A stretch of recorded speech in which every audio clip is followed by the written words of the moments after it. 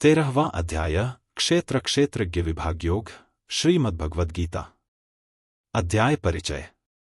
श्रीमद्भगवद गीता के 13वें अध्याय में भगवान श्री कृष्ण क्षेत्र, शरीर और क्षेत्रज्ञ आत्मा का विवेचन करते हैं। यह अध्याय जीवन, शरीर, आत्मा और परमात्मा के बीच के गहरे संबंध को समझाने के लिए एक अद्वितीय मार्गदर्शन प्रदान करता है।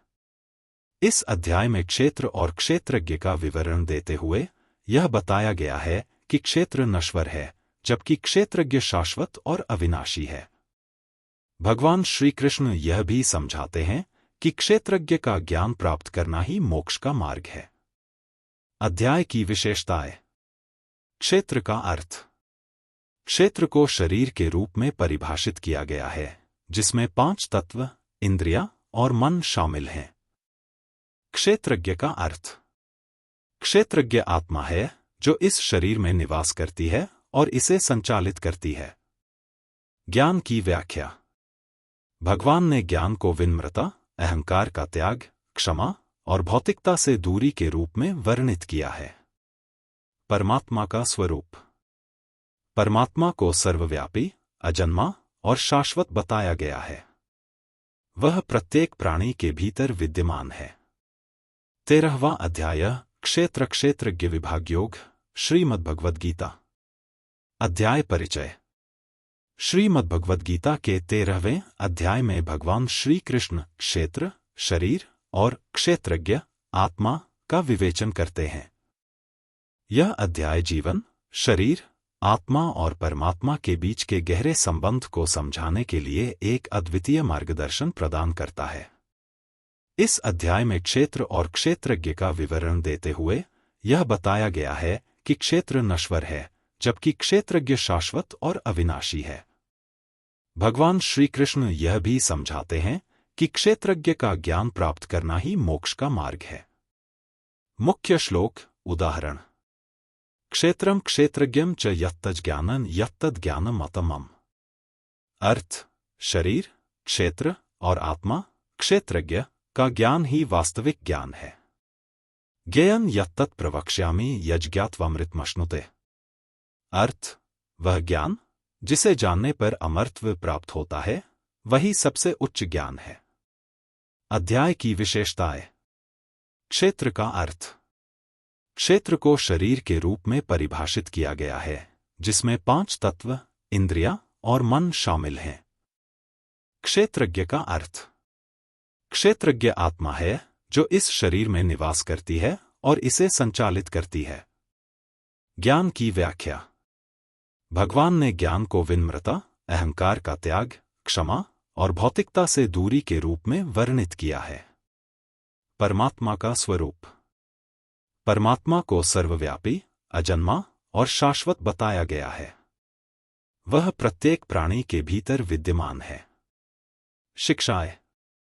आत्मा और शरीर के बीच भेद समझना। क्षेत्रज्ञ आत्मा के सच्चे ज्ञान की प्राप्ति का महत्व। परमात्मा की सर्वव्यापकता और उसकी महत्ता। आध्यात्मिक ज्ञान के माध्यम से मोक्ष की ओर अग्रसर होना। महत्व। यह अध्याय जीवन और आत्मा के गहरे सत्य को समझने का अवसर प्रदान करता है। यह हमें यह सिखाता है कि भौतिक संसार से परे आत्मा की अमरता और परमात्मा से जुड़ने का मार्ग क्या है। अध्याय का समापन। इस अध्याय का अध्ययन आत्मज्ञान और मोक्ष प्राप्ति की दिशा में एक महत्वपूर्ण कदम है। क्षेत्र और क्षेत्रज्ञ का ज्ञान हमारे जीवन में शांति, संतोष और परम सत्य की प्राप्ति कराता है। आपने बहुत अच्छा संक्षेप प्रस्तुत किया है। हाँ, 12वें अध्याय में भगवान श्री कृष्ण ने सगुण और निर्गुण उपासना के विषय में अर्जुन के प्रश्न का उत्तर दिया था जिसमें उन्होंने सगुण उपासना की श्रेष्ठता को संक्षेप में बताया था। इसके बाद निर्गुण उपासना का स्वरूप, क्लिष्टता और उसके फल पर भी चर्चा की थी। अब 13वें अध्याय का उद्देश्य निर्गुण, निराकार तत्व, ज्ञानयोग और उसकी प्राप्ति के साधनों को विस्तार पूर्वक समझाना है। ज्ञानयोग वह मार्ग है जो व्यक्ति को निराकार ब्रह्मा या परमात्मा के साथ जोड़े, जिसमें शुद्धता, निष्कलंकता और पूर्ण ज्ञान की आवश्यकता होती है। यह अध्याय विशेष रूप से आत्मा, शरीर और परमात्मा के अंतर को स्पष्ट करता है, जिससे भक्त निर्गुण तत्व की समझ पा सकते हैं। भगवान श्री कृष्ण ने इस श्लोक में शरीर के तत्व का वर्णन किया है। उन्होंने अर्जुन से कहा कि यह शरीर क्षेत्र कहलाता है और जो व्यक्ति इस शरीर को जानता है वह क्षेत्रज्ञ कहलाता है। यह श्लोक ज्ञानयोग के दृष्टिकोण से महत्वपूर्ण है, क्योंकि यहाँ भगवान श्री कृष्ण ने शरीर और आत्मा के अंतर को स्पष्ट किया है। क्षेत्र का अर्थ है वह स्थान जहाँ जीवात्मा निवास करती है, यह शरीर ही वह स्थान है। क्षेत्रज्ञ वह व्यक्ति है जो इस शरीर को, उसकी क्रियाओं को और आत्मा की उपस्थिति को जानता है। यह श्लोक यह भी बताता है कि ज्ञानीजन वही होते हैं जो इस शरीर, क्षेत्र और आत्मा, क्षेत्रज्ञ के तत्व को समझते हैं। इसका तात्पर्य है कि आत्मा और शरीर दो भिन्न हैं, और जो व्यक्ति इस अंतर को जानता है वही सच्चा ज्ञानी होता है। यह श्लोक विशेष रूप से ज्ञानयोग के महत्व को रेखांकित करता है, जिसमें आत्मा और शरीर के बारे में सही ज्ञान प्राप्त करना आवश्यक है। इस श्लोक में भगवान श्री कृष्ण ने अर्जुन को यह स्पष्ट किया है कि सभी क्षेत्रों में जो क्षेत्रज्ञ है, अर्थात जीवात्मा, वह परमात्मा भगवान ही है। भगवान श्री कृष्ण ने कहा कि इस जीवात्मा और शरीर के परे जो विकार सहित प्रकृति और पुरुष का तत्व है, वह सत्य ज्ञान है। यहाँ भगवान श्री कृष्ण ने यह भी कहा कि शरीर, क्षेत्र और आत्मा, क्षेत्रज्ञ को सही तरीके से समझने के लिए प्रकृति, प्रकृतियों का विकार और पुरुष, आत्मा या ब्रह्मा के तत्व को जानना आवश्यक है। ये दोनों तत्व, प्रकृति और पुरुष, एक साथ मिलकर इस सृष्टि का निर्माण करते हैं। इस श्लोक का मुख्य उद्देश्य यह है कि भगवान श्री कृष्ण ने अर्जुन को यह समझाया कि जो जीवात्मा और परमात्मा के तत्व को जानता है वही सच्चा ज्ञान प्राप्त करता है। यह ज्ञान ज्ञानयोग का हिस्सा है, जो आत्मा, क्षेत्रज्ञ और परमात्मा भगवान के बीच के संबंध को समझने की दिशा में मार्गदर्शन करता है। इससे यह भी सिद्ध होता है कि आत्मा, क्षेत्रज्ञ को परमात्मा के रूप में पहचानना और उसका सही ज्ञान प्राप्त करना ही सर्वोत्तम ज्ञान है। इस श्लोक में भगवान श्री कृष्ण अर्जुन से कहते हैं कि शरीर, क्षेत्र और जीवात्मा, क्षेत्रज्ञ के बारे में उनके गुण, विकार, कारण और प्रभाव को संक्षेप में सुने। भगवान श्री कृष्ण अब इस विषय को विस्तार से समझाने के लिए तैयार हैं। यह श्लोक ज्ञानयोग की प्रक्रिया में एक महत्वपूर्ण मोड़ है, जहां भगवान श्री कृष्ण ने अर्जुन से कहा कि वे शरीर और आत्मा के बारे में जो कुछ भी जानने योग्य है वह सब संक्षेप में बताएंगे। क्षेत्र, शरीर का स्वरूप और उसके विकार, जैसे जन्म, वृद्धावस्था, रोग और मृत्यु किस कारण उत्पन्न होते हैं, यह भगवान श्री कृष्ण स्पष्ट करेंगे। क्षेत्रज्ञ, जीवात्मा के प्रभाव, उसकी सत्ता और उसके प्रकृति से संबंध को भी भगवान समझाएंगे। यह श्लोक दर्शाता है कि भगवान श्री कृष्ण की दृष्टि में शरीर और आत्मा दोनों के तत्वों को जानना और समझना अत्यंत महत्वपूर्ण है, क्योंकि यह जीवन के उच्चतम ज्ञान की ओर मार्गदर्शन करता है। इस प्रकार भगवान श्री कृष्ण ने अर्जुन को यह शिक्षा देने के लिए तैयार किया है कि इन तत्वों का सही ज्ञान प्राप्त करना ही सच्चे ज्ञान की ओर पहला कदम है। इस श्लोक में भगवान श्री कृष्ण यह बताते हैं कि शरीर, क्षेत्र और आत्मा, क्षेत्रज्ञ का तत्व पहले से ही ऋषियों द्वारा विभिन्न प्रकार से और वेदों में विभिन्न मंत्रों के माध्यम से कहा गया है। यह तत्व न केवल वेदों में बल्कि ब्रह्मसूत्रों में भी स्पष्ट रूप से निश्चय किया गया है। भगवान श्री कृष्ण यह कहना चाहते हैं कि शरीर और आत्मा का सत्य और उनके बीच का संबंध वेद, उपनिषद और ब्रह्मसूत्रों में युक्तियुक्त, तर्कसंगत रूप से बहुत पहले से स्पष्ट किया गया है। ऋषियों ने इन तत्वों को भली भांति समझा और अपनी विद्वत्ता से इन्हें प्रतिपादित किया। यह श्लोक यह सिद्ध करता है कि ज्ञान का स्रोत केवल भगवान श्री कृष्ण ही नहीं, बल्कि बहुत पहले से ऋषियों ने और वेदों ने भी इन तत्वों का विवरण दिया है। इसका उद्देश्य यह है कि यह ज्ञान न केवल एक व्यक्ति या एक समय का है, बल्कि यह समय समय पर सच्चे ज्ञानी व्यक्तियों द्वारा उद्धृत किया गया है। इस प्रकार भगवान श्री कृष्ण अर्जुन को यह समझाते हैं कि जो ज्ञान वे देने जा रहे हैं वह सत्य के अनुरूप है और पहले से ही ऋषियों द्वारा प्रतिपादित किया गया है। इन श्लोकों में भगवान श्री कृष्ण ने क्षेत्र, शरीर और इसके विभिन्न विकारों का विस्तार से वर्णन किया है। उन्होंने शरीर के तत्वों को संक्षेप में बताया, जिनमें निम्नलिखित प्रमुख तत्व शामिल हैं। 5 महाभूत पृथ्वी, जल, अग्नि, वायु और आकाश। ये 5 तत्व मिलकर शरीर के निर्माण और कार्य में सहायक होते हैं। अहंकार, यह मनुष्य का वह तत्व है जिससे वह अपनी पहचान, मैं कौन हूं, बनाता है। यह मन और बुद्धि से संबंधित होता है। बुद्धि, यह वह तत्व है जो निर्णय लेने, सोचने और सही गलत का भेद करने की क्षमता प्रदान करता है। मूल प्रकृति, यह सृष्टि की आधारभूत प्रकृति, प्रकृति के 3 गुण, सत्व, रजस और तमस, है जो प्रत्येक जीव के गुण और व्यवहार को निर्धारित करती है।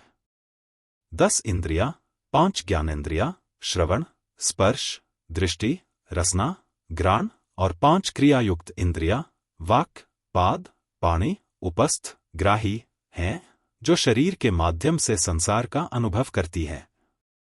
एक मन, यह मानसिक तत्व है जो इंद्रियों से प्राप्त जानकारी को एकत्र करता है और निर्णय करता है।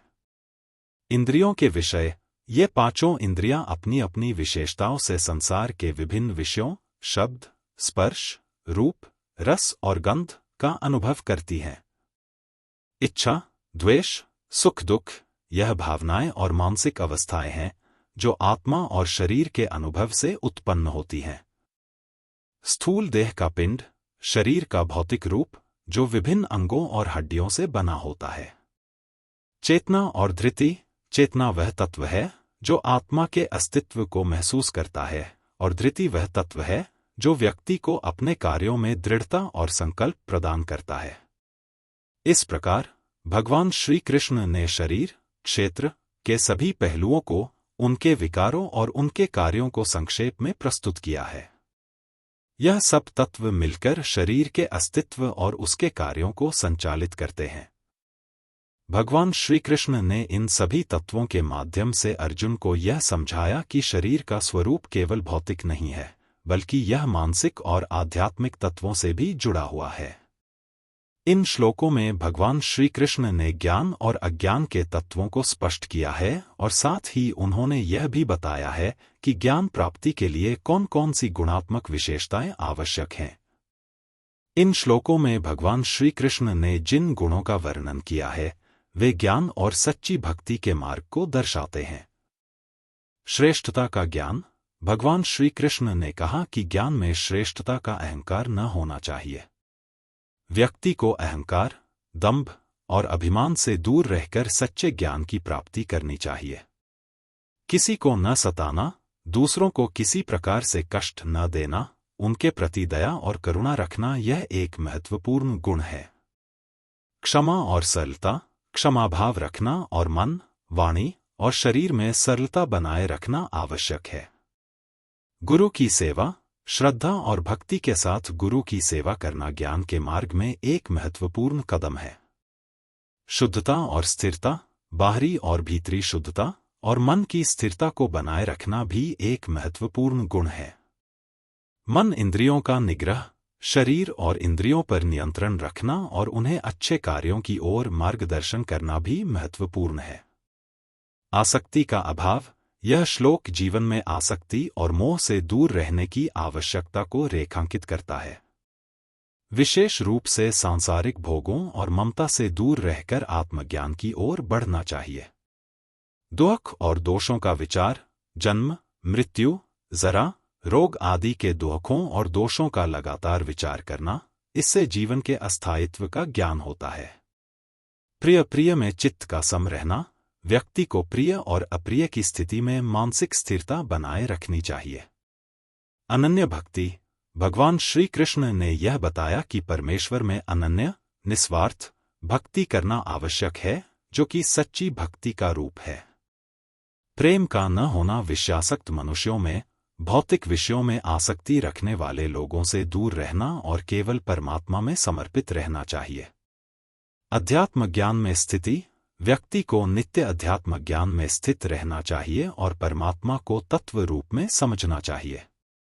भगवान श्री कृष्ण ने इन सभी विशेषताओं के माध्यम से यह समझाया कि सच्चा ज्ञान और भक्ति यह है कि मनुष्य अपनी इंद्रियों, शरीर और मन पर नियंत्रण रखते हुए सच्चे ज्ञान को प्राप्त करे और आत्मा तथा परमात्मा के एकात्म संबंध को समझे। जो गुण इनसे विपरीत होते हैं वे अज्ञान का संकेत हैं। इन गुणों का पालन करना और इनकी समझ प्राप्त करना ही व्यक्ति को आत्मज्ञान और परमात्मा की ओर मार्गदर्शन करता है। इस श्लोक में भगवान श्री कृष्ण ने परब्रह्म के तत्व को स्पष्ट किया है, जिसे जानकर मनुष्य परमानंद, अद्वितीय आनंद की प्राप्ति करता है। भगवान श्री कृष्ण ने कहा कि यह परब्रह्म न सत है न असत है, यह सत्य के परे और अव्यक्त है, जो न तो पूर्ण रूप से अस्तित्व में है और न ही पूर्ण रूप से अभाव में। इसका तात्पर्य यह है कि परब्रह्म अर्थात परमात्मा वह अविनाशी तत्व है जो न तो भौतिक जगत के सत, जो परिवर्तनशील और अस्थायी है, में समाहित है और न ही असत, जो निराकार और नष्ट होने वाला है, में। यह तत्व दोनों के बीच का अद्वितीय सत्य है। इस श्लोक में भगवान श्री कृष्ण ने परब्रह्म के उस स्वरूप की ओर संकेत किया है जो अज्ञेय है, न तो किसी रूप में व्यक्त होता है और न ही किसी सीमा में बंधता है। यह परब्रह्म न तो साकार है, जो कोई रूप या आकार प्राप्त कर सके, और न निराकार, जो केवल निष्क्रिय हो। यह सर्वव्यापी है, असीमित है, और उसे जानकर व्यक्ति परमानंद का अनुभव करता है, क्योंकि वह इस अद्वितीय तत्व के साथ अपने आत्मा का मिलन अनुभव करता है। यह श्लोक भगवान श्री कृष्ण के इस विचार को प्रस्तुत करता है कि परम सत्य को समझना और उससे जुड़ना ही व्यक्ति के जीवन का सर्वोत्तम उद्देश्य होना चाहिए, क्योंकि यही अंतिम शांति और आनंद का स्रोत है। इस श्लोक में भगवान श्री कृष्ण ने परब्रह्म, परमात्मा के सर्वव्यापक रूप का वर्णन किया है। भगवान श्री कृष्ण ने यह कहा कि परमात्मा सर्वत्र उपस्थित है और प्रत्येक स्थान में व्याप्त है। वह सब और हाथ पैर, नेत्र, सिर, मुख और कानों के रूप में सब में स्थित है। यह श्लोक यह बताता है कि भगवान का रूप निराकार और सर्वव्यापी है। वह प्रत्येक प्राणी और पदार्थ में समाहित है और उनका अस्तित्व हर दिशा में व्याप्त है। भगवान के बारे में यह दृष्टिकोण दर्शाता है कि वह न केवल एक सीमित स्थान या रूप में विद्यमान हैं, बल्कि वे पूरी सृष्टि के अंदर व्याप्त हैं और हर स्थान, हर वस्तु और हर प्राणी में उनकी उपस्थिति है।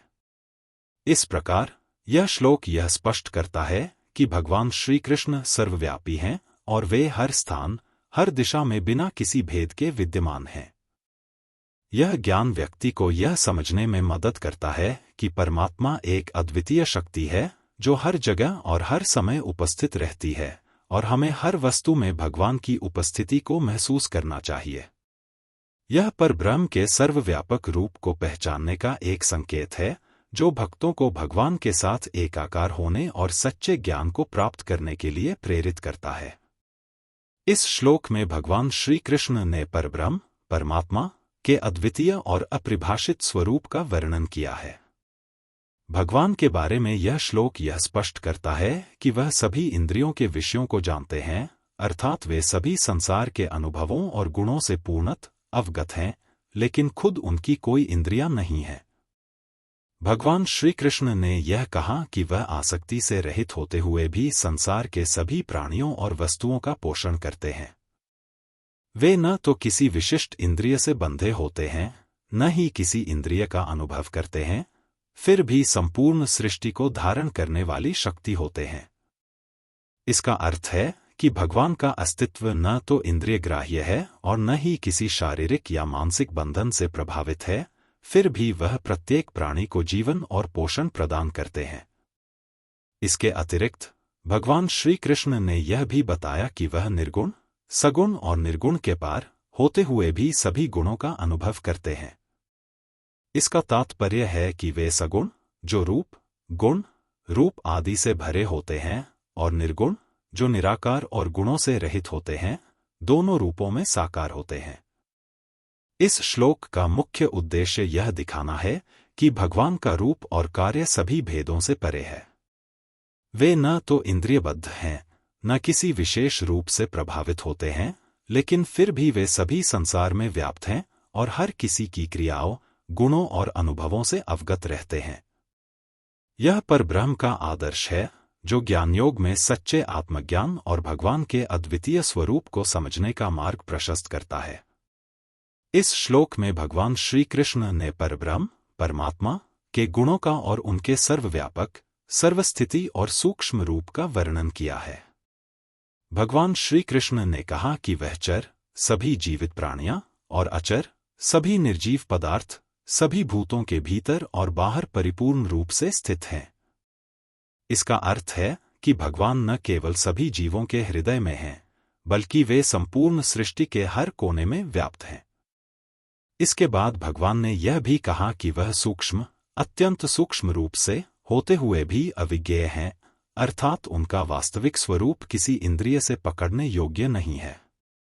वे केवल अपनी शुद्ध, निराकार स्थिति में ही दिखाई देते हैं, जो साधारण इंद्रिय से पकड़ में नहीं आता। भगवान श्री कृष्ण ने यह भी कहा कि वह अति समीप में और दूर में भी स्थित हैं, यानी वह हर जगह मौजूद हैं, हमारे पास, हमारे भीतर और हर दूर स्थान पर भी। भगवान की उपस्थिति समय और स्थान की सीमाओं से परे होती है, जो उनकी सर्वव्यापकता और सर्वान्वित शक्ति को दर्शाती है। इस श्लोक का तात्पर्य यह है कि भगवान श्री कृष्ण का रूप और उनका अस्तित्व किसी विशेष भौतिक स्थान, समय या रूप में सीमित नहीं है। वह हर जगह और हर रूप में विद्यमान है, वे सूक्ष्म हैं और साथ ही संपूर्ण ब्रह्मांड में परिपूर्ण हैं। यह श्लोक भक्तों को यह समझने में मदद करता है कि भगवान का वास्तविक रूप न तो देखे जाने योग्य है, न ही उसे किसी सीमा के भीतर रखा जा सकता है, क्योंकि वह सभी स्थानों में और हर समय मौजूद होते हैं। वह परमात्मा विभागरहित एक रूप से आकाश के सदृश परिपूर्ण होने पर भी चराचर संपूर्ण भूतों में विभक्त सा स्थित प्रतीत होता है, तथा वह जानने योग्य परमात्मा के विष्णु रूप से भूतों को धारण पोषण करने वाला और रुद्र रूप से संहार करने वाला तथा ब्रह्मा रूप से सबको उत्पन्न करने वाला है। इस श्लोक में भगवान श्री कृष्ण ने परमात्मा के रूप और उनके कार्यों को विस्तार से स्पष्ट किया है। विभागरहित एक रूप, भगवान श्री कृष्ण का परम रूप, जो आकाश के समान है, वह न केवल संपूर्ण ब्रह्मांड में व्याप्त है, बल्कि वह विभागरहित, विभाजन से परे और एक रूप में है। इसका अर्थ है कि भगवान का रूप न तो किसी भौतिक सीमा में बंधा हुआ है और न ही वह किसी विशिष्ट स्थान या स्थिति में बंधा हुआ है। वह आकाश की तरह व्यापक हैं, जो हर जगह व्याप्त होते हुए भी अपनी पूर्णता में एक ही रूप में है। चराचर भूतों में विभक्त सा स्थित प्रतीत होता है, जबकि परमात्मा अपनी एकता और पूर्णता में विभागरहित हैं, फिर भी वह ब्रह्मांड के भीतर स्थित प्रत्येक प्राणी, चर और अचर में विभक्त सा दिखाई देते हैं। यहाँ पर यह दर्शाया गया है कि परमात्मा का एक रूप हर जगह और हर प्राणी में महसूस किया जा सकता है, जैसे आकाश हर जगह फैलकर व्याप्त रहता है, लेकिन वह किसी एक स्थान विशेष में सीमित नहीं होता। विष्णु रूप, भगवान श्री कृष्ण ने बताया कि परमात्मा विष्णु के रूप में संपूर्ण सृष्टि का पालन करते हैं। विष्णु रूप भगवान का वह रूप है जो संपूर्ण भूतों की धारण और पोषण करता है। रुद्र रूप, भगवान का रुद्र रूप वह रूप है जो संहार करने का कार्य करता है। रुद्र रूप से भगवान संपूर्ण ब्रह्मांड का संहार करते हैं, जब सृष्टि के क्रम को समाप्त करने की आवश्यकता होती है। ब्रह्मा रूप, भगवान का ब्रह्मा रूप वह रूप है जिसके द्वारा संपूर्ण सृष्टि का उत्पन्न होना होता है। ब्रह्मा रूप में भगवान सृष्टि की रचना करते हैं और जीवन का आरंभ करते हैं। इस श्लोक का मुख्य उद्देश्य यह है कि भगवान श्री कृष्ण के विभिन्न रूप, विष्णु, रुद्र और ब्रह्मा, सभी ब्रह्मांड के प्रमुख कार्यों, पालन, संहार और उत्पत्ति के लिए जिम्मेदार हैं। भगवान का यह तत्व सर्वव्यापी और सर्वशक्तिमान है, जो सृष्टि के प्रत्येक चरण में अपने विविध रूपों से कार्य करता है। भगवान का यह सर्वव्यापक रूप दिखाता है कि वे न केवल सृष्टि की रचना, पालन और सहार करते हैं, बल्कि हर समय और हर स्थान में व्याप्त रहते हुए ब्रह्मांड के प्रत्येक प्राणी और घटना में कार्यरत रहते हैं। इस श्लोक में भगवान श्री कृष्ण ने परब्रह्म, परमात्मा के उच्चतम और दिव्य स्वरूप को समझाया है। ज्योतियों का ज्योति, परमात्मा वह सर्वोच्च ज्योति है जो सभी अन्य ज्योतियों जैसे सूरज, चांद, दीपक आदि से अत्यंत परे है। यह शाब्दिक अर्थ में कहा जा सकता है कि सभी भौतिक प्रकाश स्रोतों के भीतर जो वास्तविक और दिव्य ज्योति होती है, वही परमात्मा है। यह ज्योति न केवल भौतिक दृष्टि से बल्कि आध्यात्मिक दृष्टि से भी सर्वोत्तम और दिव्य है, जो संसार को ज्ञान और प्रकाश प्रदान करती है। माया से परे, परमात्मा माया, भ्रांति और संसार के भ्रमित रूप से परे है। माया, जो संसार के रूप, रंग और आकर्षण को दिखाती है, परमात्मा का वास्तविक रूप नहीं है। भगवान श्री कृष्ण ने यह स्पष्ट किया है कि परमात्मा माया से रहित, शुद्ध और निराकार है। बोध स्वरूप, परमात्मा बोध स्वरूप है, अर्थात वह पूर्ण ज्ञान और चेतना के रूप में है। यह चेतना न केवल जगत के बारे में है, बल्कि आत्मज्ञान का भी स्रोत है। परमात्मा के रूप में यह बोध या ज्ञान सार्वभौमिक है और हर जीव के भीतर स्थित है। जानने के योग्य और तत्व ज्ञान से प्राप्त करने योग्य परमात्मा को जानना अत्यंत महत्वपूर्ण है, और यह केवल तत्व ज्ञान, आध्यात्मिक ज्ञान के माध्यम से प्राप्त किया जा सकता है। सच्चे ज्ञान के द्वारा ही व्यक्ति परमात्मा का साक्षात्कार कर सकता है। सबके हृदय में विशेष रूप से स्थित परमात्मा हर जीव के हृदय में विशेष रूप से स्थित है।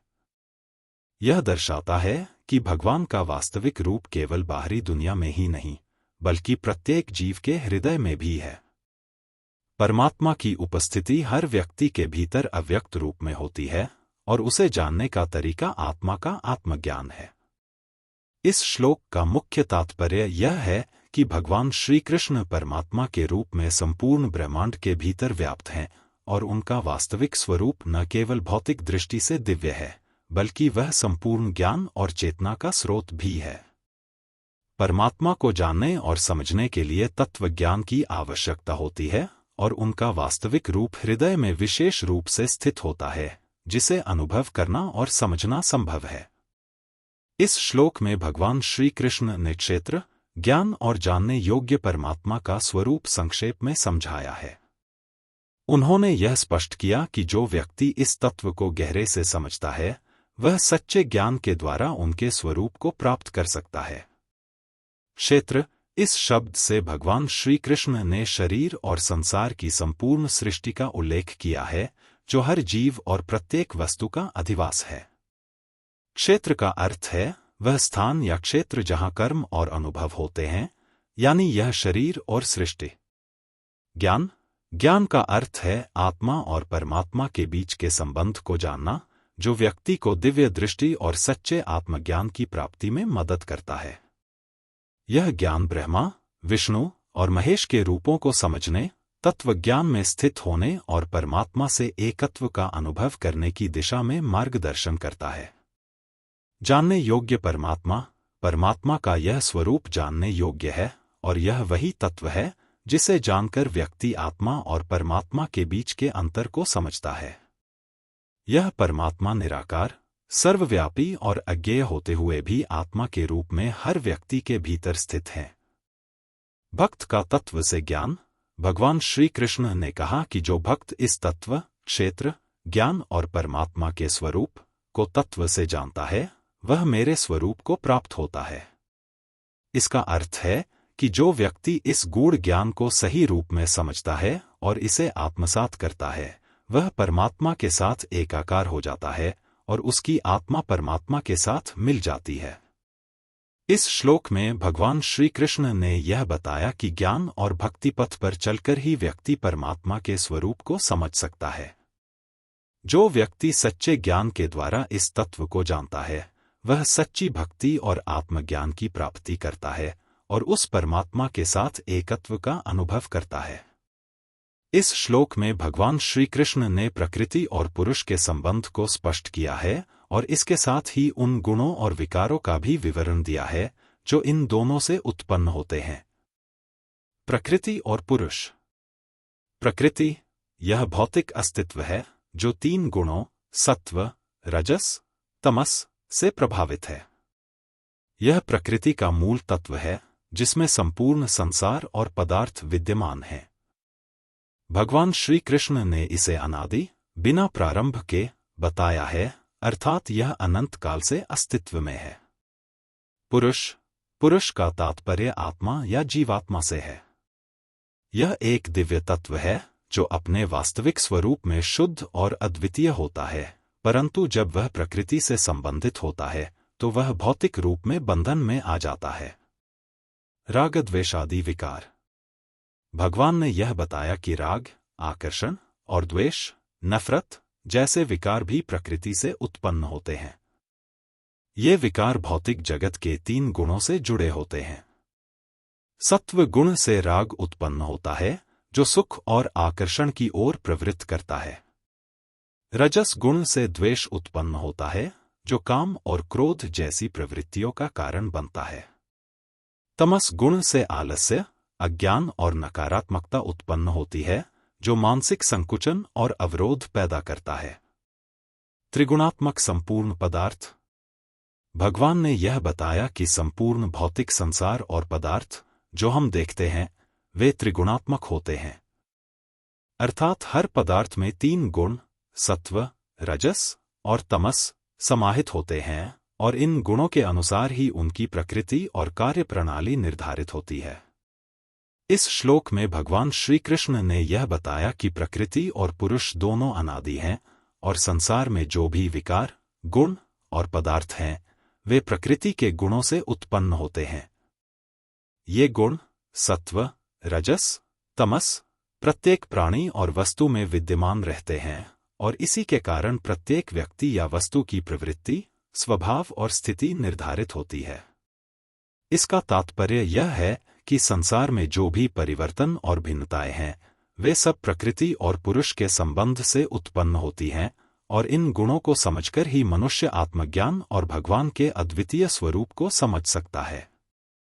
इस श्लोक में भगवान श्री कृष्ण ने कार्य, क्रियाएं, करण, उपकरण या साधन और प्रकृति के बीच के संबंध को समझाया है और यह भी बताया है कि जीवात्मा किस प्रकार संसार के सुख दुख के अनुभव में भूमिका निभाता है। प्रकृति, कार्य और करण को उत्पन्न करने वाली कारण। भगवान ने कहा कि प्रकृति ही वह कारण है जो कार्य, क्रिया और करण, उपकरण को उत्पन्न करती है, अर्थात यह भौतिक प्रकृति जिसमें 3 गुण सत्व, रजस और तमस समाहित होते हैं, यही उन क्रियाओं और साधनों का कारण बनती है जिनके द्वारा संसार में सभी क्रियाएं होती हैं। प्रकृति के गुणों और उसकी स्थिति के आधार पर ही कार्य और करण उत्पन्न होते हैं, जैसे शरीर की क्रियाएं और इसके उपकरण जैसे इंद्रियां, मन आदि। जीवात्मा सुख दुख का भोग करता। भगवान ने यह भी स्पष्ट किया कि जीवात्मा सुख और दुख के अनुभव में भोक्तापन, भोगने वाला होता है। जीवात्मा जो आत्मा के रूप में परमात्मा का अंश है वह प्रकृति के साथ मिलकर संसार के सुख दुख को भोगता है। प्रकृति के गुणों के प्रभाव से ही जीवात्मा भौतिक जगत में विभिन्न अनुभवों, सुख और दुख का सामना करता है। इसका मतलब यह है कि जीवात्मा का वास्तविक स्वरूप शुद्ध और दिव्य होता है, लेकिन जब वह प्रकृति से जुड़ता है तो वह संसार में सुख दुख का अनुभव करता है। ये अनुभव उसके कर्मों और प्रकृति के गुणों के अनुसार बदलते रहते हैं। इस श्लोक का तात्पर्य यह है कि प्रकृति संसार के क्रियाओं और उपकरणों का निर्माण करती है, जबकि जीवात्मा इन क्रियाओं के परिणामस्वरूप उत्पन्न सुख और दुख का भोगता है। इस प्रकार जीवात्मा और प्रकृति के बीच एक संबंध है जिसमें जीवात्मा अपनी आत्मा के स्वाभाविक शुद्ध रूप से परे होकर प्रकृति के गुणों के प्रभाव में सुख और दुख का अनुभव करता है। इस श्लोक में भगवान श्री कृष्ण ने पुरुष, जीवात्मा और प्रकृति के संबंध को और अधिक विस्तार से समझाया है तथा यह बताया है कि किस प्रकार त्रिगुणात्मक पदार्थ सत्व, रजस, तमस के प्रभाव से जीवात्मा के जन्म और भोग के अनुभव उत्पन्न होते हैं। पुरुष का प्रकृति में स्थित होना। यहाँ पुरुष का तात्पर्य जीवात्मा से है। भगवान श्री कृष्ण ने कहा कि पुरुष, जीवात्मा, जब प्रकृति में स्थित होता है तो वह प्रकृति के गुणों सत्व, रजस, तमस के प्रभाव में आता है। जीवात्मा का वास्तविक रूप शुद्ध और दिव्य होता है, लेकिन जब वह भौतिक प्रकृति से जुड़ता है तो वह उसके गुणों से प्रभावित होता है और भौतिक संसार के कार्यों, सुख दुख और जन्म मृत्यु के चक्र में फंस जाता है। त्रिगुणात्मक पदार्थों का भोग। प्रकृति त्रिगुणात्मक सत्व, रजस, तमस है और यह गुण प्रत्येक पदार्थ और प्राणी में व्याप्त होते हैं। जीवात्मा जब प्रकृति से जुड़ता है तो वह इन गुणों का भोग करता है, यानी प्रकृति के गुणों के प्रभाव में आता है। सत्व गुण से शुद्धता, ज्ञान और सुख का अनुभव होता है।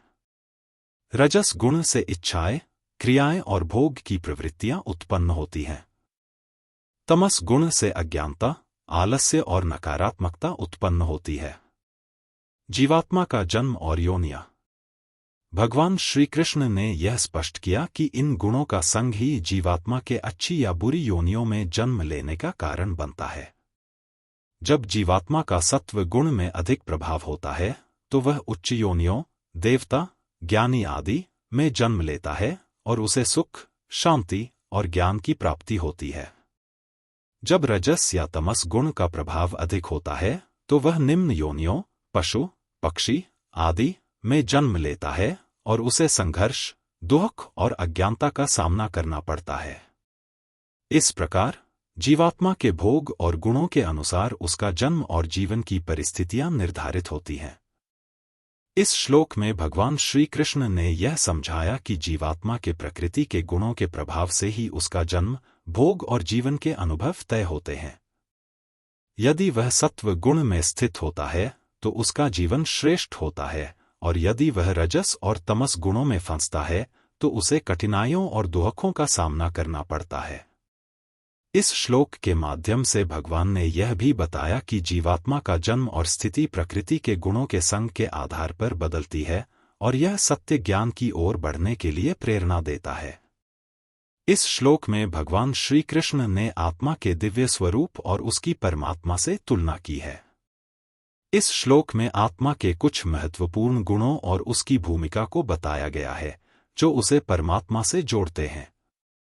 आइए इसे विस्तार से समझते हैं। आत्मा परमात्मा का ही अंश है। इस श्लोक में कहा गया है कि इस देह में स्थित आत्मा असल में परमात्मा का ही रूप है। यह आत्मा शुद्ध, दिव्य और अडिग होती है और वह परमात्मा से कोई अलग नहीं है। यह शुद्ध रूप से चेतना का स्वरूप है जो परमात्मा का अंश होते हुए भी भौतिक शरीर के भीतर स्थित रहती है। साक्षी होने से उपद्रष्टा। आत्मा को साक्षी कहा गया है, अर्थात वह प्रत्येक क्रिया, विचार और भावनाओं को देखता है, परंतु स्वयं किसी भी कर्म में सम्मिलित नहीं होता। वह केवल उपद्रष्टा है, यानी जो केवल देखता है और कोई क्रिया स्वयं नहीं करता। आत्मा का कार्य केवल निरीक्षण का है और वह सदैव शुद्ध और निर्विकार रहती है। अनुमंता, अनुमति देने वाला। आत्मा अनुमंता है, इसका अर्थ है कि वह सभी क्रियाओं की अनुमति देती है। आत्मा की उपस्थिति के कारण ही शरीर और मन में कार्य होते हैं, क्योंकि वह ही हर क्रिया की स्वीकृति प्रदान करती है। हालांकि आत्मा स्वयं कर्म नहीं करती, लेकिन वह उन सभी कर्मों के प्रति स्वीकृति देती है। भर्ता, धारण और पोषण करने वाला। आत्मा भर्ता है, यानी वह संपूर्ण सृष्टि का पालन और पोषण करती है। यहाँ भर्ता से तात्पर्य है कि आत्मा या परमात्मा ही संसार की रचनाओं को अस्तित्व में बनाए रखते हैं और उसे बनाए रखते हैं। परमात्मा के द्वारा ही सृष्टि का निरंतर संचालन होता है। भोक्ता, भोगने वाला। आत्मा भोक्ता के रूप में संसार के सुख और दुख का अनुभव करती है। जीवात्मा, आत्मा, शरीर में स्थित होकर संसार के भोगों को अनुभव करता है, चाहे वे सुख हों या दुख। परंतु वास्तविक रूप में आत्मा इन भोगों का भोग नहीं करती, बल्कि वह केवल उन भोगों के प्रति अवबोधन और अनुभव करती है। महेश्वर, ब्रह्मा आदि का स्वामी। भगवान श्री कृष्ण ने आत्मा को महेश्वर कहा है, जिसका अर्थ है कि आत्मा ब्रह्मा, विष्णु और शिव जैसे देवताओं का भी स्वामी है। यह बात दर्शाती है कि आत्मा, जो परमात्मा का ही अंश है, इन त्रिदेवों से भी परे है और उनका मार्गदर्शन और नियंत्रण करती है। शुद्ध सच्चिदानंदघन परमात्मा। आत्मा को शुद्ध सच्चिदानंदघन कहा गया है, जिसका अर्थ है कि आत्मा में सच्चिदानंद का पूर्ण रूप है। सच्चिदानंद का तात्पर्य है सत, अस्तित्व, चित, ज्ञान या चेतना, आनंद, आनंद या सुख। आत्मा में यह तीनों गुण होते हैं और वह शुद्ध रूप से आनंदमय और पूर्ण रूप से दिव्य होती है। परमात्मा का स्वरूप इस शुद्ध सच्चिदानंद में समाहित होता है। इस श्लोक का सार यह है कि आत्मा वास्तव में परमात्मा का ही स्वरूप है और उसे विभिन्न रूपों में माना गया है, जैसे साक्षी, अनुमंता, भोक्ता, भर्ता, महेश्वर और शुद्ध सच्चिदानंदघन। ये सभी गुण आत्मा के दिव्य और शुद्ध स्वरूप को दर्शाते हैं, जो परमात्मा के साथ अभिन्न रूप से जुड़ा होता है। इस श्लोक में भगवान श्री कृष्ण ने पुरुष, जीवात्मा और प्रकृति के संबंध को समझाने के बाद यह बताया है कि जो व्यक्ति इन दोनों का सही तत्व से ज्ञान प्राप्त करता है, वह जन्म मृत्यु के चक्र से मुक्त हो जाता है। आइए इसे विस्तार से समझते हैं। पुरुष और प्रकृति का तत्व ज्ञान।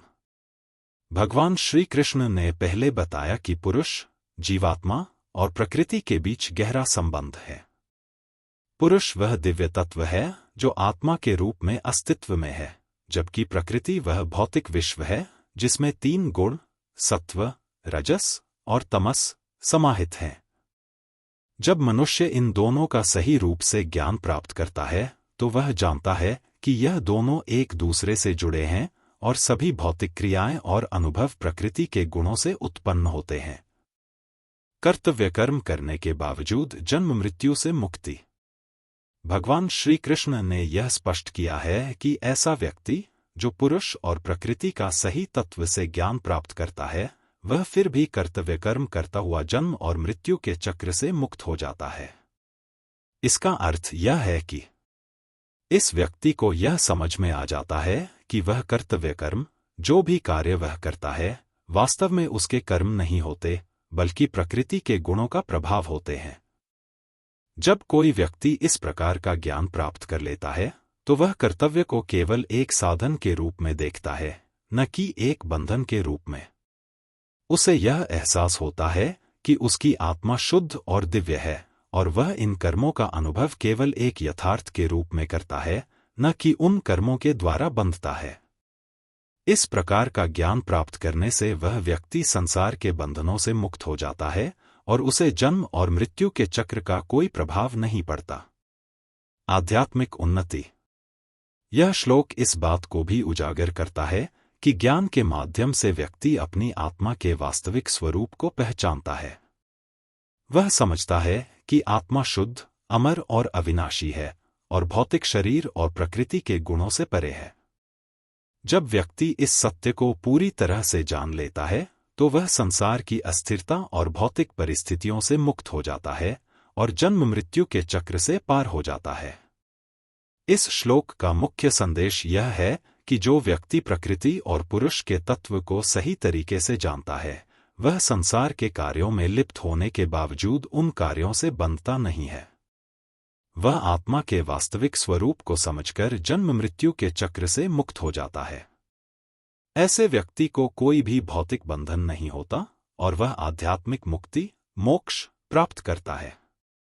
इस श्लोक में भगवान श्री कृष्ण ने परमात्मा की प्राप्ति के विभिन्न मार्गों का वर्णन किया है और यह बताया है कि विभिन्न प्रकार के साधक किस प्रकार परमात्मा को प्राप्त करते हैं। यह श्लोक विभिन्न योग और ध्यान की शक्तियों को समझाता है, जिनके माध्यम से व्यक्ति परमात्मा का साक्षात्कार कर सकता है। आइए इसे विस्तार से समझते हैं। ध्यान के द्वारा हृदय में परमात्मा का दर्शन। पहले प्रकार के साधक वह हैं जो अपनी सूक्ष्म बुद्धि, मन और बुद्धि की अत्यधिक शुद्ध स्थिति से ध्यान के माध्यम से परमात्मा को हृदय में देखते हैं। यहाँ पर ध्यान का अर्थ है एकाग्रचित्त होकर ध्यान लगाना, जिसमें मनुष्य अपने विचारों और इंद्रियों को पूरी तरह से नियंत्रित कर परमात्मा के दिव्य स्वरूप में लीन हो जाता है। इस प्रकार के साधक ध्यान के द्वारा परमात्मा के दिव्य रूप को सीधे हृदय में अनुभव करते हैं। यह आत्म साक्षात्कार का एक मार्ग है जिसमें साधक शुद्ध मानसिक अवस्था में परमात्मा की उपस्थिति का अनुभव करता है। ज्ञान योग के माध्यम से परमात्मा की प्राप्ति। दूसरे प्रकार के साधक ज्ञान योग के द्वारा परमात्मा को प्राप्त करते हैं। ज्ञान योग का अर्थ है आत्मज्ञान, या वह ज्ञान जिसमें व्यक्ति अपने असली स्वरूप और परमात्मा के साथ अपने अविच्छिन्न संबंध को समझता है। इस योग में व्यक्ति ज्ञान के माध्यम से सत्य और अव्यक्त ब्रह्मा को पहचानता है। वह समझता है कि आत्मा और परमात्मा दोनों ही अभिन्न हैं, और इस ज्ञान के द्वारा वह परमात्मा को अनुभव करता है। ज्ञान योग के माध्यम से व्यक्ति अपने आत्मा के स्वरूप को पहचानकर परमात्मा की प्राप्ति करता है। कर्म योग के द्वारा परमात्मा का साक्षात्कार। तीसरे प्रकार के साधक कर्मयोग के माध्यम से परमात्मा को प्राप्त करते हैं। कर्मयोग का अर्थ है स्वधर्म के अनुसार निष्काम भाव से कार्य करना, जिसमें व्यक्ति बिना किसी परिणाम की इच्छा किए अपने कर्तव्यों का पालन करता है। कर्मयोगी अपने कार्यों को ईश्वर के प्रति समर्पण के रूप में देखता है और हर कर्म को परमात्मा की सेवा और भक्ति के रूप में करता है। इस मार्ग पर चलते हुए वह साक्षात ईश्वर को अनुभव करता है, क्योंकि वह अपने कर्मों में परमात्मा के साथ अभिन्नता का अनुभव करता है। परमात्मा की प्राप्ति के विभिन्न मार्ग। इस श्लोक में भगवान श्री कृष्ण ने यह स्पष्ट किया है कि परमात्मा की प्राप्ति के कई मार्ग हैं और ध्यान, ज्ञान योग और कर्मयोग सभी इन मार्गों में से हैं। किसी के लिए ध्यान सबसे प्रभावी मार्ग हो सकता है, तो किसी के लिए ज्ञान और कर्म का योग अधिक उपयुक्त हो सकता है। सभी साधक, चाहे वे किसी भी मार्ग से चलें, यदि उनका उद्देश्य परमात्मा की प्राप्ति है, तो वह अपनी श्रद्धा, अभ्यास और सही दिशा में प्रयास करके उसे पा सकते हैं।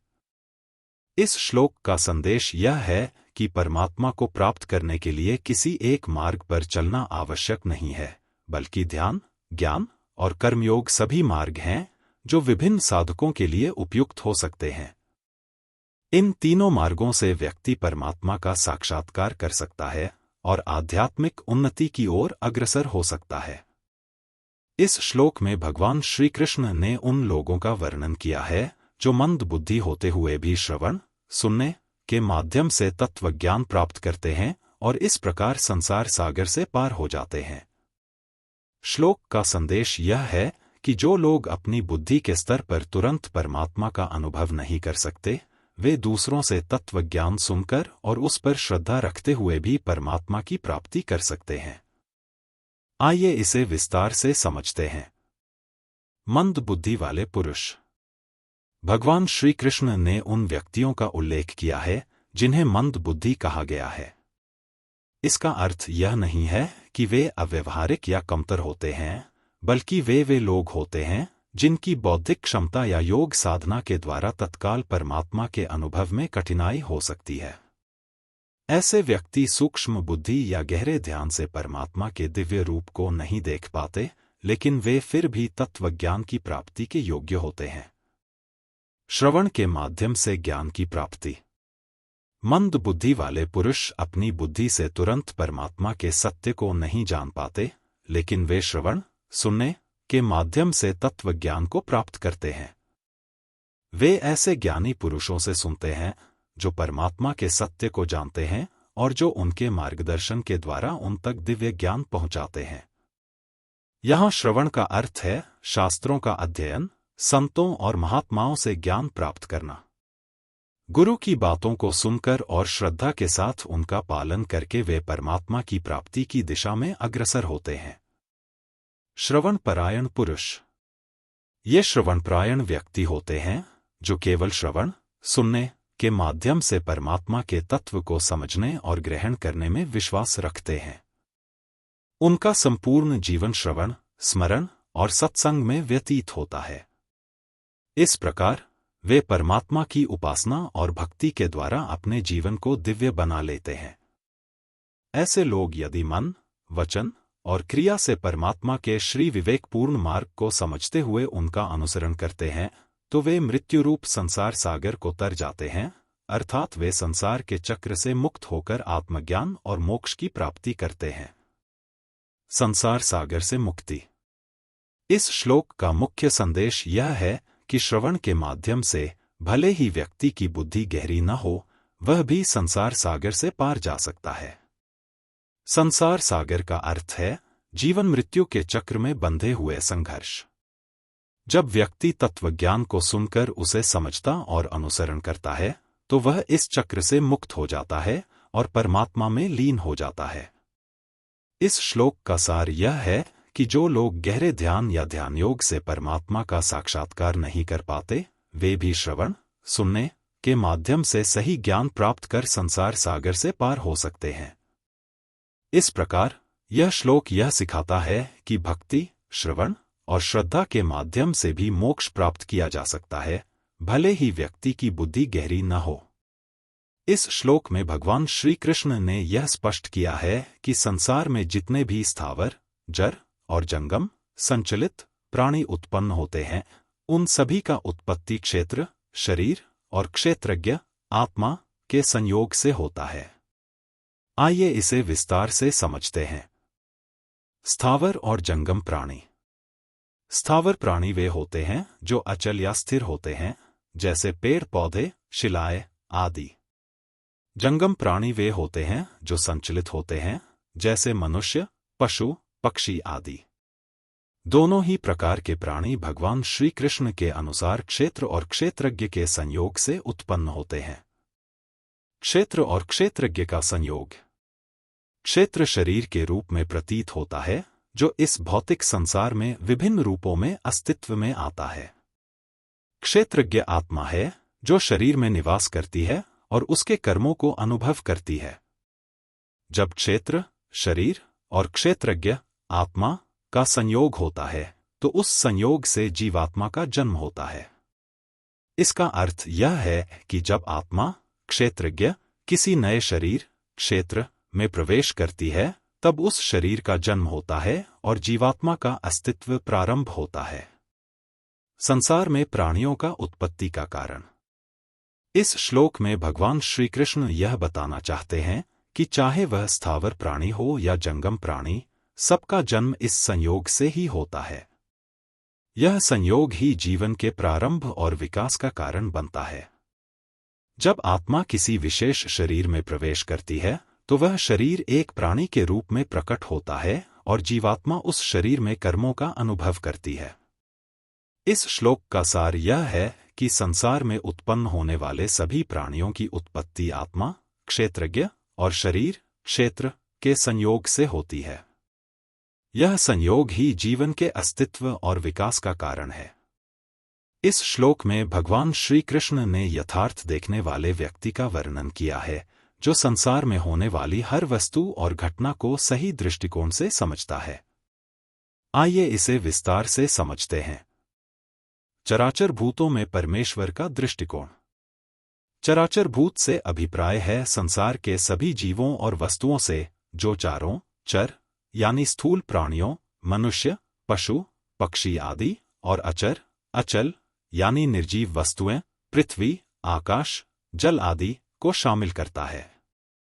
वह व्यक्ति जो इस संसार के सभी प्राणियों और वस्तुओं में परमेश्वर को देखता है, वह न केवल उनके भौतिक रूपों को देखता है, बल्कि समझता है कि इन सभी के पीछे भगवान की उपस्थिति और शक्ति विद्यमान है। नाशरहित और संभाव से स्थित परमेश्वर। भगवान श्री कृष्ण ने यह बताया कि यथार्थ दृष्टि वाले व्यक्ति को यह ज्ञात होता है कि परमेश्वर नाशरहित, अक्षय, अविनाशी हैं, यानी भगवान का अस्तित्व कभी समाप्त नहीं होता। भले ही यह संसार साकार, स्थूल रूप में नष्ट होता प्रतीत होता है, लेकिन परमेश्वर का असली रूप, अव्यक्त और निराकार, कभी नष्ट नहीं होता। यह व्यक्ति हर वस्तु और प्राणी में परमेश्वर को संभाव, समान दृष्टि से देखता है, यानी न वह किसी प्राणी या वस्तु को श्रेष्ठ मानता है, न ही किसी को तुच्छ। यथार्थ देखना। यथार्थ देखना का अर्थ है कि व्यक्ति अपने आध्यात्मिक दृष्टिकोण से संसार की घटनाओं और वस्तुओं को देखता है। वह जानता है कि संसार की सभी भौतिक चीजें सांसारिक रूपों में अस्थिर हैं, लेकिन परमेश्वर का असली स्वरूप शाश्वत और निर्विकारी है। यथार्थ दृष्टि रखने वाला व्यक्ति न तो जन्म मृत्यु के चक्र से प्रभावित होता है, न ही वह संसार की अस्थिरता से। वह परमात्मा में निरंतर स्थित होता है और संसार को एक दिव्य लीला के रूप में देखता है। इस श्लोक का सार यह है कि जो व्यक्ति संसार के सभी प्राणियों और वस्तुओं में परमेश्वर को नष्ट नहीं होने वाला और संभाव से स्थित देखता है, वह यथार्थ देखता है।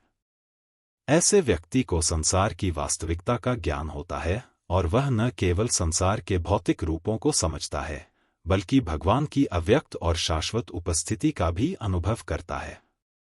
इस श्लोक में भगवान श्री कृष्ण ने यह बताया है कि जो पुरुष परमेश्वर को सभी में समान भाव से देखता है, वही परम गति को प्राप्त करता है।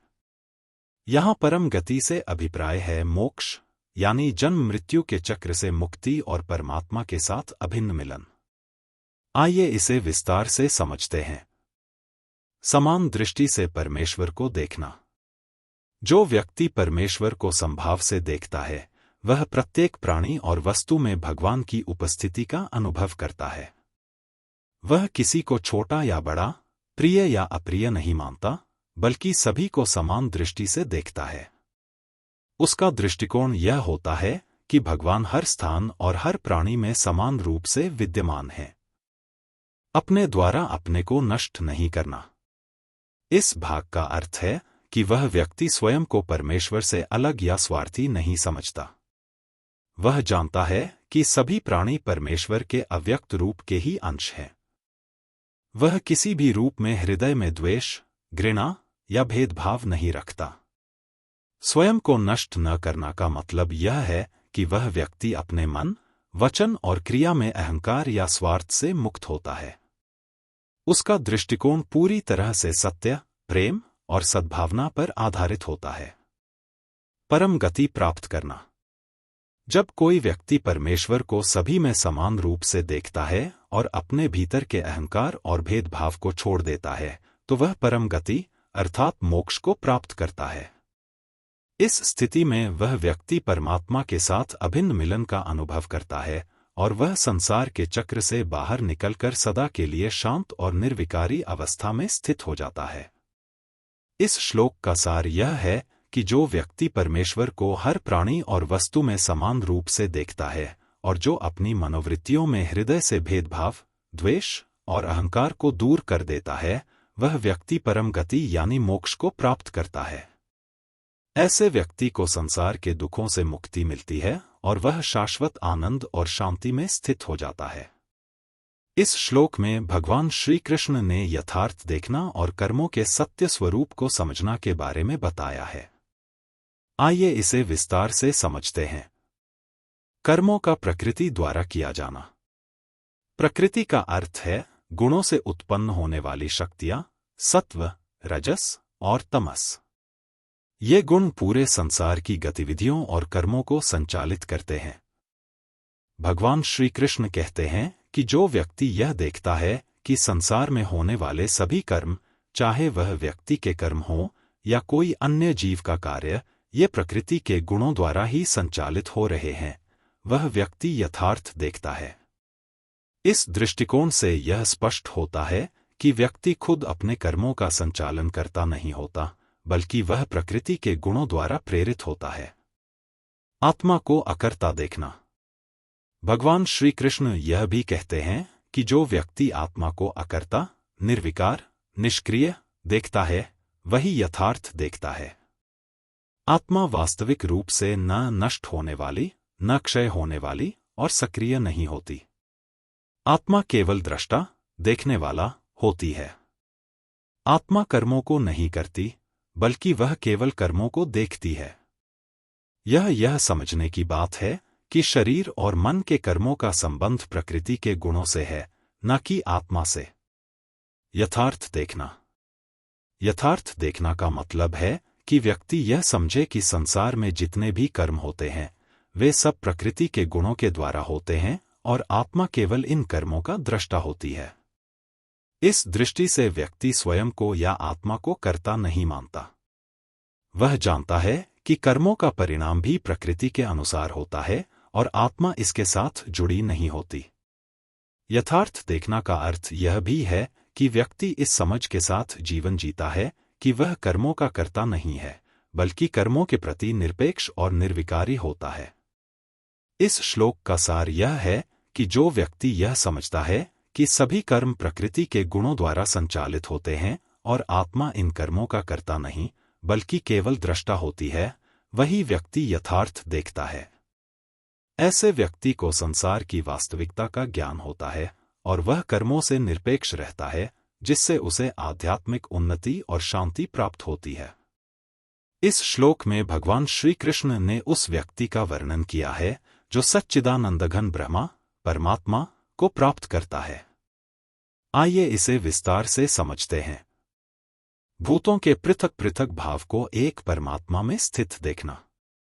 यहाँ भूतों के पृथक पृथक भाव से अभिप्राय है कि जो व्यक्ति संसार के सभी प्राणियों और वस्तुओं को अलग अलग भिन्न भिन्न रूपों में देखता है, वह गलत दृष्टिकोण रखता है। वास्तव में यह व्यक्ति समझता है कि सभी भूतों में परमात्मा का अवस्थित होना है। वह किसी को अलग से नहीं देखता, बल्कि परमात्मा के रूप में सभी प्राणियों और वस्तुओं को देखता है। इस दृष्टिकोण से वह यह जानता है कि संपूर्ण ब्रह्मांड और सभी प्राणी एक ही परमात्मा के विस्तार हैं और हर एक प्राणी उसी परमात्मा का एक अंश है। संपूर्ण भूतों का विस्तार परमात्मा से देखना। वह व्यक्ति यह समझता है कि जो भूत प्राणी और संसार के रूप दिखते हैं वे सब परमात्मा के विस्तार से उत्पन्न होते हैं। यह परमात्मा ही है जो सर्वव्यापक, नित्य और अविनाशी है। इस दृष्टिकोण से व्यक्ति सभी वस्तुओं को परमात्मा के रूप में देखता है और इस संसार को एक दिव्य लीला के रूप में अनुभव करता है। सच्चिदानंदघन ब्रह्मा को प्राप्त होना। सच्चिदानंदघन ब्रह्मा का अर्थ है परमात्मा जो सत, वास्तविकता, चित्त, ज्ञान और आनंद, सुख के रूप में होता है। जब कोई व्यक्ति इस ज्ञान से संपूर्ण संसार और प्राणियों को एक दिव्य रूप में देखता है तो वह सच्चिदानंदघन ब्रह्मा को प्राप्त करता है। इसका अर्थ यह है कि उस व्यक्ति को परमात्मा के साथ एकात्मता का अनुभव होता है और वह संसार के दुखों से मुक्त होकर अनंत सुख और शांति में स्थित हो जाता है। इस श्लोक का सार यह है कि जो व्यक्ति सभी भूतों और संसार को एक ही परमात्मा के रूप में देखता है और जानता है कि संपूर्ण सृष्टि परमात्मा के विस्तार से उत्पन्न हुई है, वही व्यक्ति सच्चिदानंदघन ब्रह्मा परमात्मा को प्राप्त करता है। ऐसे व्यक्ति को आध्यात्मिक ज्ञान और मोक्ष प्राप्त होता है और वह परमात्मा के साथ अभिन्न और निर्विकारी स्थिति में रहता है। इस श्लोक में भगवान श्री कृष्ण ने परमात्मा के अविनाशी और निर्गुण स्वरूप के बारे में बताया है। आइए इसे विस्तार से समझते हैं। अनादि और निर्गुण परमात्मा। भगवान श्री कृष्ण कहते हैं कि परमात्मा अनादि, जिसका कोई प्रारंभ नहीं, और निर्गुण, जो गुणों से रहित है। अनादि का अर्थ है कि परमात्मा का कोई आरंभ नहीं है, वह हमेशा से अस्तित्व में है और उसका कोई अंत भी नहीं होगा। निर्गुण का अर्थ है कि परमात्मा गुणों से मुक्त है, यानी वह सत्व, रजस और तमस, प्रकृति के गुणों से परे है। वह न तो अच्छाई, न बुराई, न कोई विशेष गुणों से बंधा हुआ है। वह शुद्ध, निर्गुण और निराकार है। अविनाशी परमात्मा का शरीर में स्थित होना। भगवान श्री कृष्ण यह बताते हैं कि परमात्मा भले ही संसार में स्थित हो, लेकिन वह अविनाशी है। उसका शरीर, जो आत्मा का अस्थायी माध्यम है, केवल एक आधार है, लेकिन परमात्मा स्वयं अविनाशी है और शरीर के साथ उसकी कोई संपत्ति नहीं होती। न करना और न लिप्त होना। यहाँ भगवान श्री कृष्ण यह बताते हैं कि परमात्मा भले ही शरीर में स्थित हो, वह कुछ करता नहीं है और न उसमें लिप्त होता है। यह स्पष्ट है कि परमात्मा कर्मों से अतीत है। वह न तो किसी कर्म में लिप्त होता है, न कर्तव्य को निभाता है। वह केवल दृष्टा है और संसार में जो कुछ भी होता है वह प्रकृति के गुणों का परिणाम होता है, न कि परमात्मा का कोई सक्रिय कार्य। निर्गुण परमात्मा किसी भी गुण, कर्म या भौतिक गतिविधि से मुक्त होता है और वह शरीर के कार्यों में संलग्न नहीं होता, बल्कि वह केवल संपूर्ण सृष्टि का साक्षी होता है। इस श्लोक का सार यह है कि परमात्मा अनादि और निर्गुण है, वह अविनाशी है, और जबकि वह शरीर में स्थित होता है वह न तो कुछ करता है और न ही वह किसी कर्म में लिप्त होता है।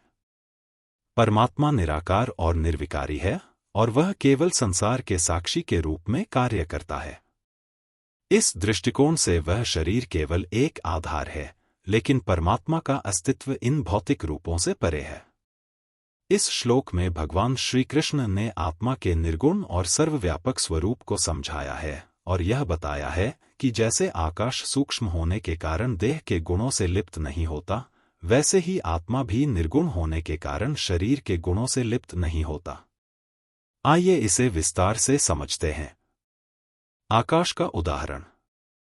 भगवान श्री कृष्ण आकाश का उदाहरण देते हैं, जो सर्वत्र व्याप्त और सूक्ष्म है।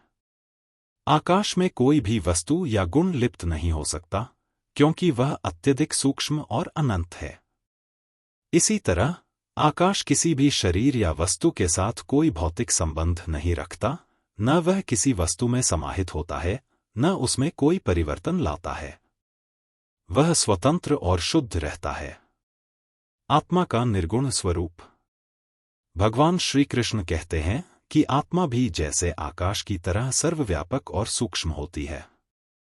आत्मा निर्गुण है, यानी वह गुणों से परे है। वह न तो सत्व, न रजस और न तमस गुणों से प्रभावित होती है। क्योंकि आत्मा निर्गुण है और उसका अस्तित्व शुद्ध और अपरिवर्तनीय है, इसलिए वह शरीर में स्थित होने पर भी उसके गुणों से लिप्त नहीं होती। जैसे आकाश किसी भी वस्तु के गुणों से प्रभावित नहीं होता, वैसे ही आत्मा भी शरीर के गुणों से मुक्त रहती है। आत्मा का देह से संबंध। इस श्लोक में यह भी समझाया गया है कि आत्मा का देह से कोई गहरा संबंध नहीं है। वह केवल साक्षी के रूप में देह में स्थित होती है, जैसे आकाश किसी भी वस्तु से जुड़ा नहीं होता, बल्कि वह केवल उसकी मौजूदगी का संकेत करता है। आत्मा भी देह के कर्मों का साक्षी होती है, लेकिन वह निर्विकारी रहती है और शरीर के गुणों या कर्मों से प्रभावित नहीं होती। इस श्लोक का सार यह है कि जैसे आकाश सूक्ष्म और सर्वव्यापक होने के कारण किसी भी शरीर या वस्तु के गुणों से लिप्त नहीं होता, वैसे ही आत्मा भी निर्गुण होने के कारण शरीर के गुणों और कर्मों से लिप्त नहीं होती। आत्मा केवल साक्षी होती है और वह निर्विकारी तथा अपरिवर्तनीय रहती है। इस श्लोक में भगवान श्री कृष्ण ने आत्मा की सर्वव्यापकता और प्रकाशक शक्ति को समझाया है और इसे सूर्य के उदाहरण से स्पष्ट किया है। आइए इसे विस्तार से समझते हैं। सूर्य का उदाहरण। भगवान श्री कृष्ण ने सूर्य का उदाहरण दिया, जो संपूर्ण ब्रह्मांड को प्रकाशित करता है। एक ही सूर्य अपने प्रकाश से पूरे आकाश और पृथ्वी को रोशन करता है।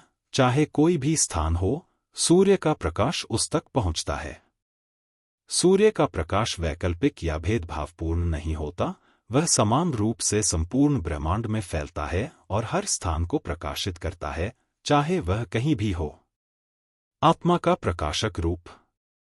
श्री कृष्ण ने इसे आत्मा से जोड़ा है और कहा है कि एक ही आत्मा संपूर्ण क्षेत्र, शरीर को प्रकाशित करता है। यहाँ क्षेत्र का अर्थ शरीर और उसमें स्थित समस्त जीवों से है।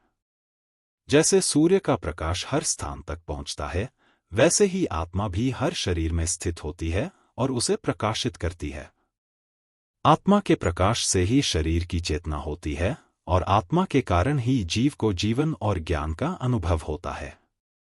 आत्मा सर्वव्यापक है और सभी जीवों में स्थित होकर उन्हें अपनी चेतना प्रदान करती है। आत्मा का सर्वव्यापक प्रभाव। जैसे सूर्य का प्रकाश संपूर्ण ब्रह्मांड में फैलकर सब कुछ प्रकाशित करता है, वैसे ही आत्मा भी प्रत्येक शरीर में स्थित होकर उसे प्रकाशित करती है। यह आत्मा की सर्वव्यापकता को दिखाता है कि वह सब जगह स्थित है और किसी भी जीव में प्रवेश किए बिना भी उसकी चेतना को प्रकाशित करती है। इस श्लोक का सार यह है कि जैसे एक सूर्य संपूर्ण ब्रह्मांड को प्रकाशित करता है, वैसे ही एक ही आत्मा संपूर्ण शरीर और जीवन को प्रकाशित करती है। आत्मा का प्रकाश ही चेतना का आधार है और वह सभी जीवों को जीवन और ज्ञान प्रदान करता है। इस श्लोक में भगवान श्री कृष्ण ने उन महात्माओं का वर्णन किया है जो ज्ञानेत्रों द्वारा क्षेत्र और क्षेत्रज्ञ के भेद को समझते हैं और जो प्रकृति के कार्यों से मुक्त होते हुए परब्रह्म परमात्मा को प्राप्त करते हैं। आइए इसे विस्तार से समझते हैं। क्षेत्र और क्षेत्रज्ञ का भेद। क्षेत्र शरीर और क्षेत्रज्ञ आत्मा या जीवात्मा के भेद को समझना तत्वज्ञान का एक महत्वपूर्ण हिस्सा है। क्षेत्र शरीर को कहा गया है, जबकि क्षेत्रज्ञ आत्मा को कहा गया है। शरीर परिवर्तनशील और नश्वर है, जबकि आत्मा अविनाशी, निर्विकारी और निराकार है।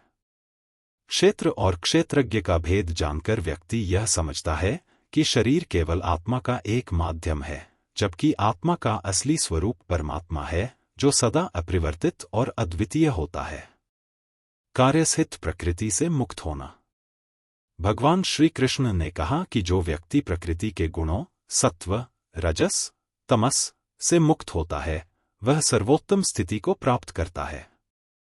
ऐसे व्यक्ति को ज्ञान की प्राप्ति होती है और वह प्रकृति के कार्यों और कर्मों से बाहर निकलकर केवल आत्मा और परब्रह्म परमात्मा की शुद्ध समझ प्राप्त करता है। यह व्यक्तियों की आध्यात्मिक उन्नति का सूचक है, जब वे प्रकृति के प्रभावों से स्वतंत्र हो जाते हैं और केवल परमात्मा को समझने में स्थित होते हैं। महात्मा और परमात्मा का संबंध। महात्मा वह होते हैं जो ज्ञानेत्रों आध्यात्मिक दृष्टि से तत्व को पहचानते हैं। वे क्षेत्र और क्षेत्रज्ञ के भेद को समझते हैं और उनका ध्यान केवल परब्रह्म परमात्मा की ओर होता है।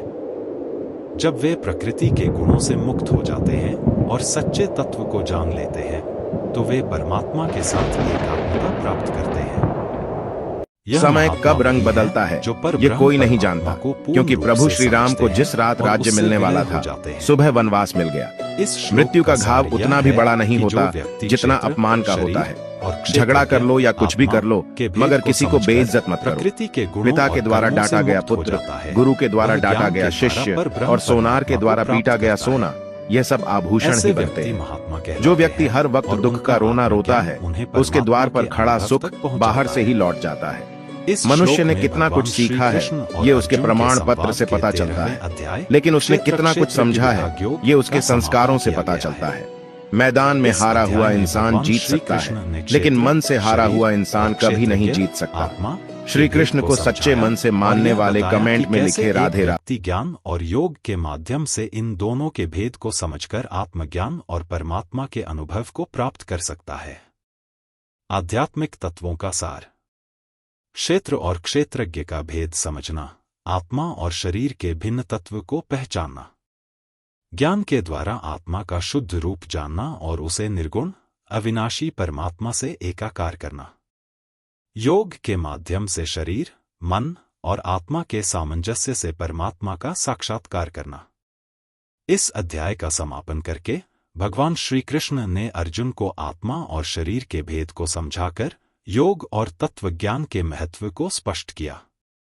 इसे क्षेत्र क्षेत्रज्ञ विभाग योग कहा जाता है, जो आत्मा और शरीर के संबंध को समझने का एक महत्वपूर्ण अध्याय है। का प्रयोग इस अध्याय के समाप्ति का सूचक है, जो आध्यात्मिक उन्नति और समापन की ओर संकेत करता है।